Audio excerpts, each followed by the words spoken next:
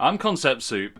This is a portrait of David Bowie, rest in peace, absolute musical legend. And this is a beautiful black glass cannon build featuring the RTX 4080 Asus TUF.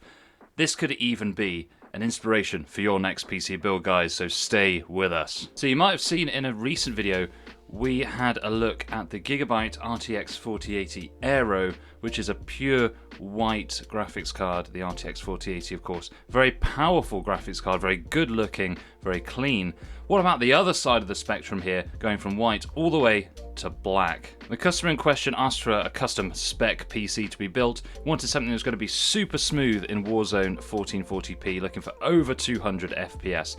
We also wanted something classy looking, something nice and dark with some subtle yet gamified RGB. A bit of a tough order, but I think we managed to fulfill this pretty nicely. So let's go through the parts we chose, let's go through the build, let's go through the performance, and if you're all lucky, we'll be home in time for tea. Let's go.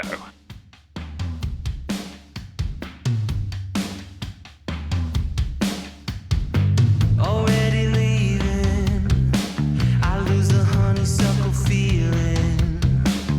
It's sweet until I take another bite down, till I find something sweeter than now. I need a new thing that make it shocking and amusing. Too slow, I move on to another one. Memory gone, tell me where I am now. The meter's running out.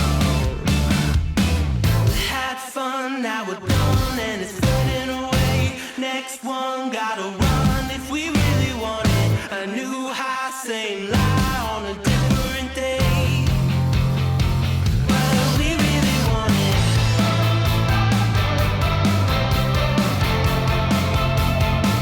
But we really want it.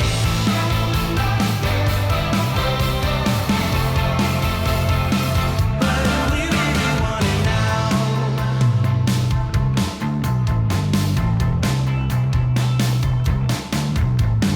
Need an obsession, but not a very long impression.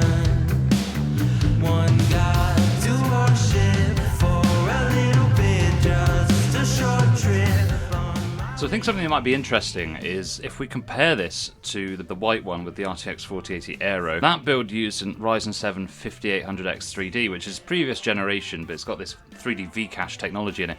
I think it would be really interesting to know what the difference in performance is going to be between these. If we're going to compare the graphics cards directly, I suppose we could look at the temperature, couldn't we? And the temperature's pretty much, they're within 3 degrees of each other.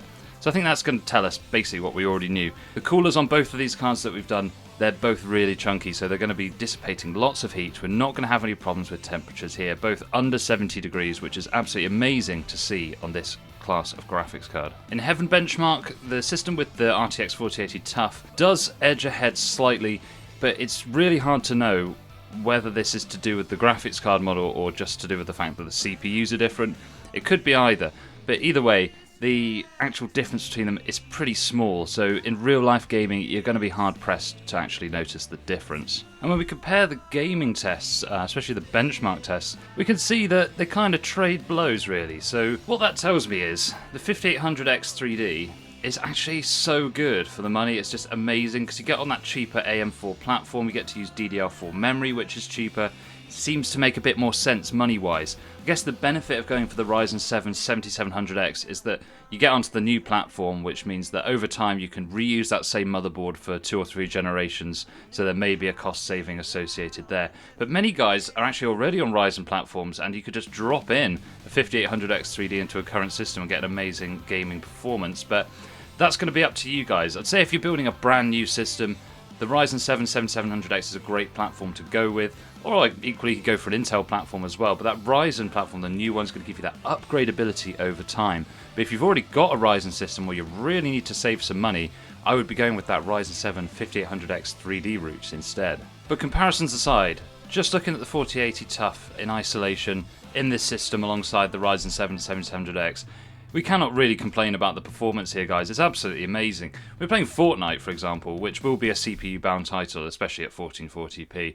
Amazing performance, over 400 FPS, which means you guys that play in pro scrims, high-level competitive play, you've got an amazing buffer there, which means you're going to max out the refresh rate of these super fast monitors. I think you'd be really, really happy with this. But it really does it all, this graphics card. You know, you want to do super high frame rates, that's done. If you want to do 4K, over 100 FPS, that's also done. There's so much you can do with this graphics card that, whilst yes, it is very expensive, it is kind of the Swiss Army knife of graphics cards, isn't it? There's not really much that you can't do here. Temperature-wise, yes, we are toasty here, aren't we? We are rather toasty.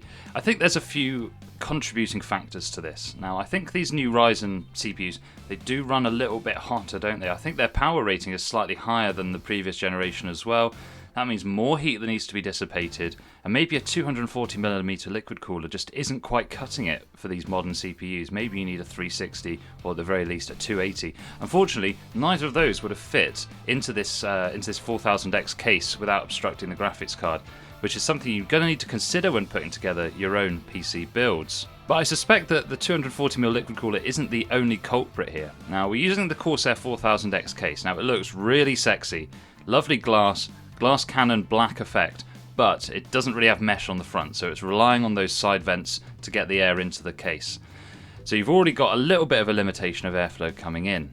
Now, we've run this CPU cooler as exhaust, so obviously all this hot air coming off the high wattage graphics card is going to rise up, it's going to go through the radiator, and that could actually be impacting our CPU cooling performance as well. So there's a couple of reasons here why our CPU performance might not be ideal. I mean, in terms of temperature, I believe these are rated to quite high temperatures, so I wouldn't really worry about them being at 95 degrees. Because remember guys, we're using Prime 95, which is a torture test. It's the worst case scenario. When we're really playing in games, we're probably going to be seeing temperatures around that 70 degrees mark or perhaps even lower, so nothing to worry about here. You're going to get plenty of performance. It's just something to consider. The other thing with high temperatures is you sometimes get a little bit higher noise as well because the fans have to spin a bit faster. And as we alluded to earlier, the graphics card cooling performance is absolutely fantastic. Under 70 degrees means you've actually got plenty of room for overclocking, if that's something that you like to do. And we've kind of inverted our discussion today because we usually start by talking about the looks, but let's finish with the looks. And it's undeniable, isn't it? The Corsair 4000X is such a classic case for aesthetics.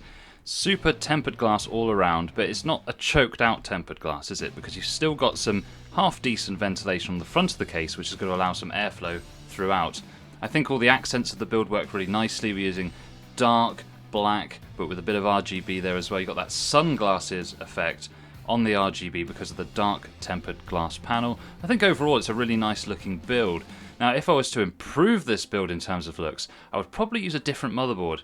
The customer was quite insistent that we use an Asus board for this, and the only one I could get was this silver one.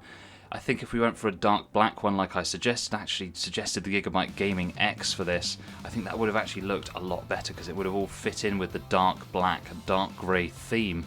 But that's how I'd improve the looks. But otherwise, I'm pretty happy with how this came out. The other thing I would change, but this isn't really in terms of looks, it's performance. I really think with these new graphics cards, a mesh case is a must.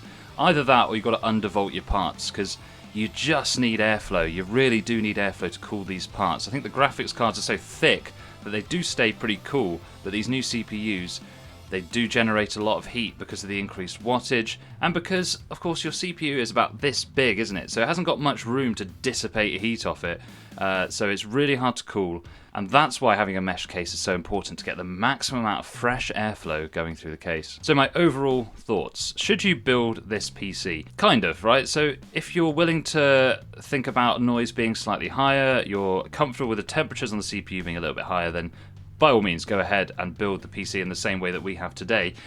But if you're somebody that really does value your low temperatures, low noise, and keeping that high performance, go with a mesh case. Something like the TD500 mesh will be absolutely beautiful for this kind of build. I don't think it looks that much worse. It's just Corsair does have that way of looking just a little bit sexy, doesn't it? It's enough talking from me.